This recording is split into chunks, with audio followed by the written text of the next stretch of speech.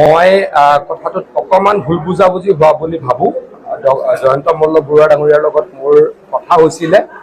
তেখেতে ক'ব খুজিছিলে যে যিজন ব্যক্তিয়ে তেখেতক প্ৰশ্নটো কৰিছিলে তেখেত জয়ন্ত মল্ল বৰুৱাতকৈ যথেষ্ট বয়সত সৰু।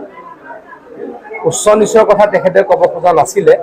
তেখেতে ক'ব খুজিছিল যে তেখেত যিহেতু সৰু ল'ৰা, গতিকে মই অলপ বয়সস্থ মানুহৰ লগত কথা পাতিম বা মোৰ নিজৰ বয়সৰ লগত কথা পাতিম। গতিকে অলপ হয়তো ভুল বুজাবুজি হ'ল।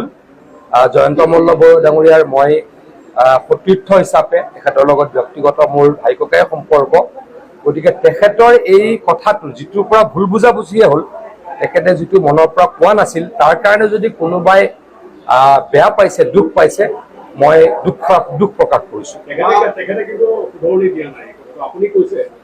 তেখেতক হয়তো এতিয়ালৈকে কাকো সোধা নাই, সুধিলে নিশ্চয়কৈ ক'ব। আপোনালোকে মোক সুধিলে কাৰণে মই কৈছোঁ।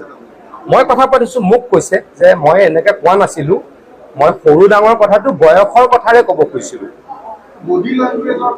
মই ইমান নাজানো, মই ইমান ডিটেইলছত মই নাজানো। মই হাতযোৰ কৰি আপোনালোকক অনুৰোধ কৰিছোঁ, তেখেতৰ লগত যিটো কথা পাতিছোঁ, তেখেতে মোক যিটো কৈছে সেইটোহে উত্তৰ দিব পাৰিম। বেলেগটো মই ইমান নাজানো। মুঠৰ ওপৰত মই তেখেতক যেতিয়া সুধিছিলোঁ এইটো কি হ'ল জয়ন্তদা, তেতিয়া ক'লে যে পীযুষ মই এনেকৈ ক'ব খোজা নাছিলোঁ, মই উচ্চ নিচ বা ক্লাছিফিকেশ্যন এনেকুৱা কৰিব খোজা নাছিলোঁ। ল'ৰাজনৰ যথেষ্ট বয়স মোতকৈ সৰু যেন লাগিলে, সেইকাৰণে মই ক'ব খুজিছিলোঁ যে ডাঙৰৰ লগত কথা পাতিম। গতিকে তাৰ পাছতো জয়ন্ত মল্ল বৰুৱা ডাঙৰীয়াৰ এই কথাটোৱে যদি কাৰোবাক দুখ দিছে, মই তেখেতৰ